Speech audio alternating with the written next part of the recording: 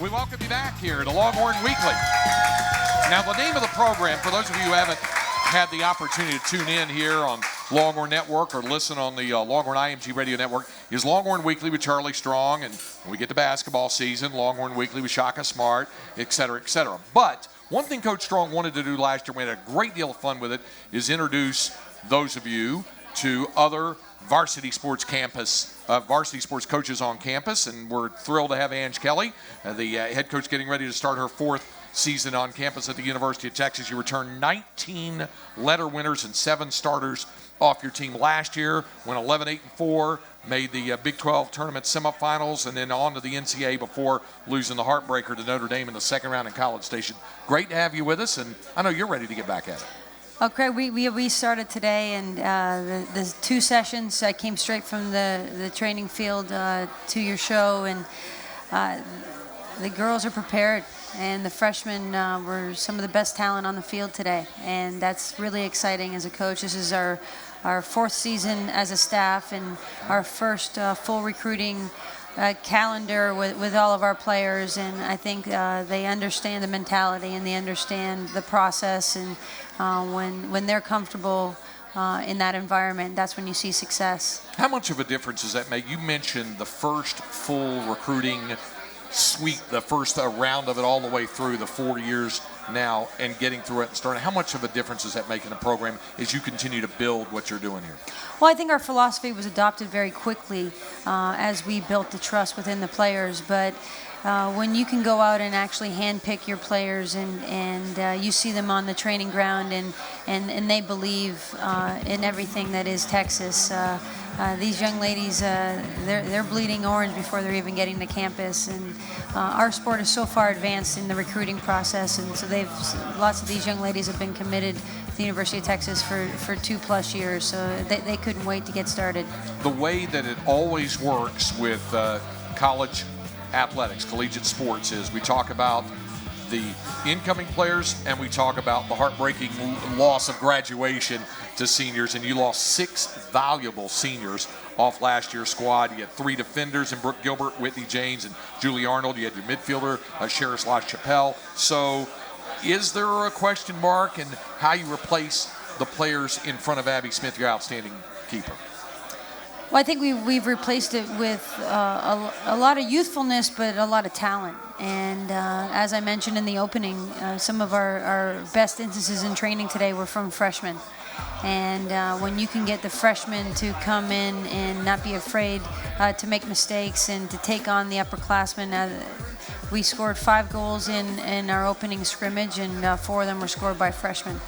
So needless to say, we're very, very excited for the future. Now, having said all that about having lost 6 seniors, you've got a senior class of 10 if you include your graduate transfer, Phoenicia Brown, to the mix. You've added the 8 newcomers that you talked about.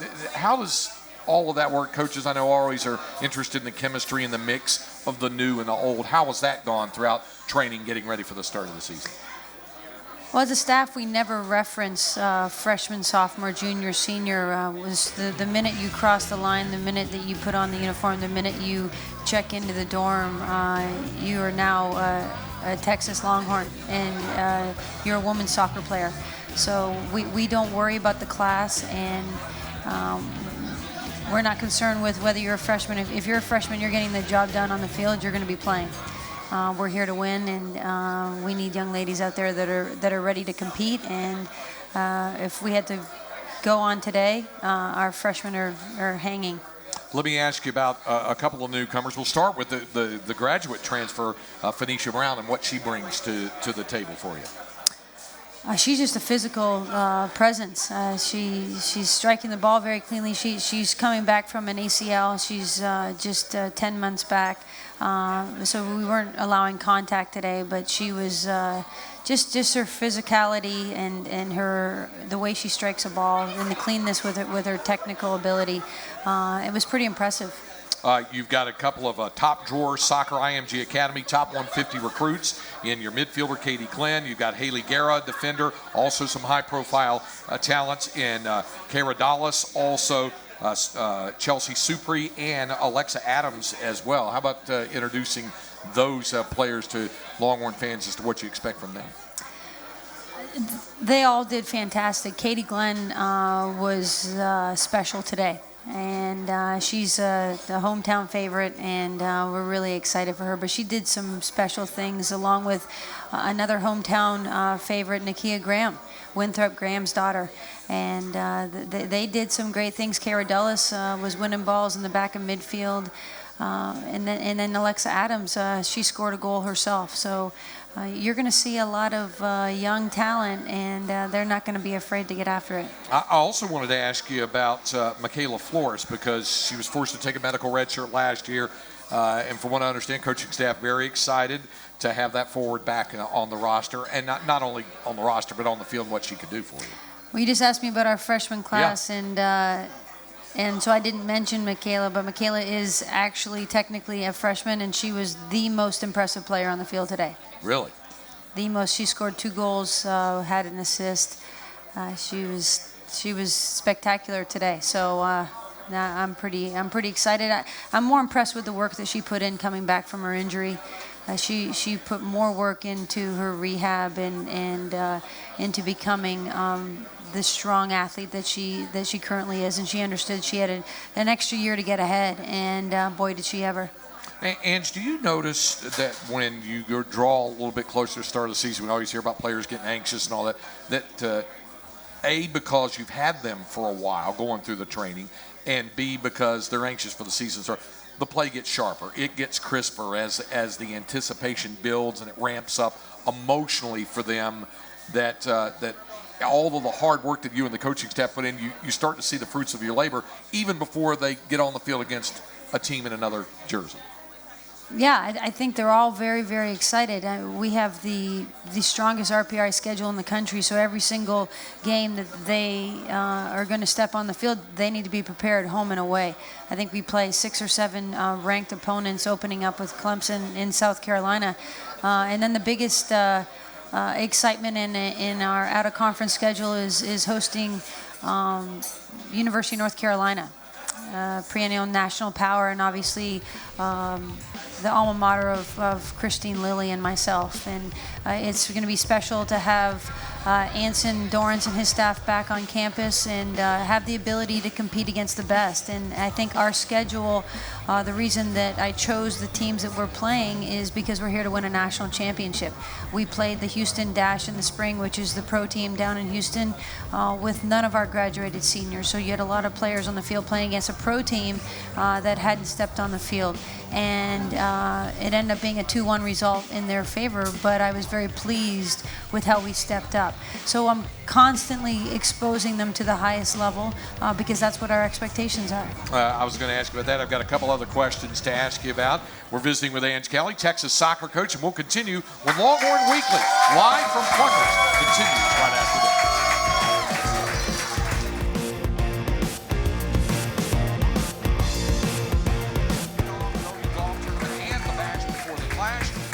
At the fairgrounds, you won't want to miss a minute of the festivities. Visit DallasTexasXs.org for more information. Our special guest during this portion of Longhorn Weekly is Texas soccer coach Ange Kelly. I would not have been remiss if I didn't ask you, and I briefly brought up her name, but she deserves more than a brief mention, and that, of course, is your All-Central Region first-team goalkeeper, Abby Smith, and how she stabilizes everything for you in the back.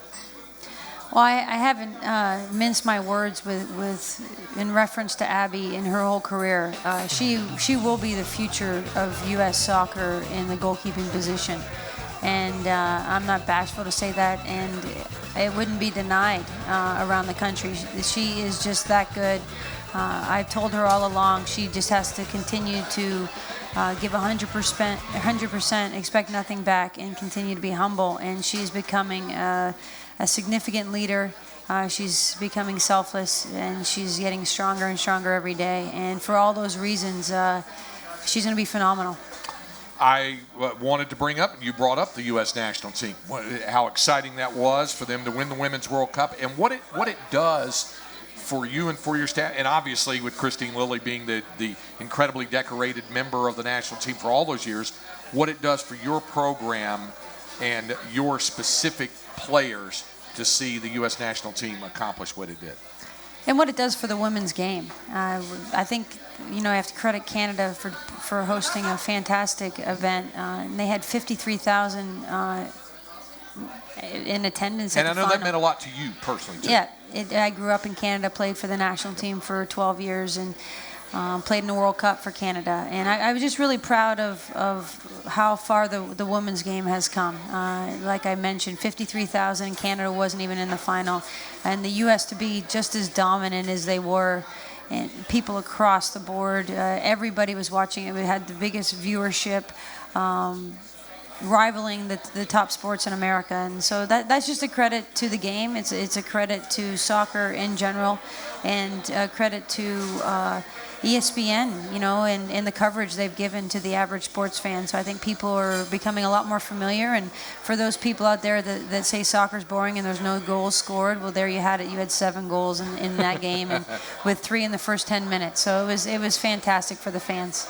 So you last year had the 5th toughest schedule in the country. Now you have the toughest schedule in the country. You welcome that? You like that? I get excited. I mean, you're the one who schedules it, I guess. Yeah, you get excited about that. I want to put out a great product for all the fans, certainly locally in Austin, and we're here to grow the game. And the only way that you can be the best is to play the best and to beat the best. And we are challenging ourselves, most definitely. But we're here to win October, November, and December. And September is our training ground. And there will not be anything we will see in our conference that will even match our out-of-conference schedule. And namely, having the University of North Carolina here on August 28th, that's going to be a spectacular match. We're going to be ready for it. I'm certain they're going to be ready for it. But it's just going to be a great showcase for the game in our local area. We'll look forward to it, Ange. Great to see you as always. Thanks for dropping by. Thank you. All right, Angela Kelly, Texas soccer coach, up next. Coach Strong rejoins us when Longhorn Weekly continues live from here at Pluckers, the Longhorn Network and the Longhorn IMG Radio Network.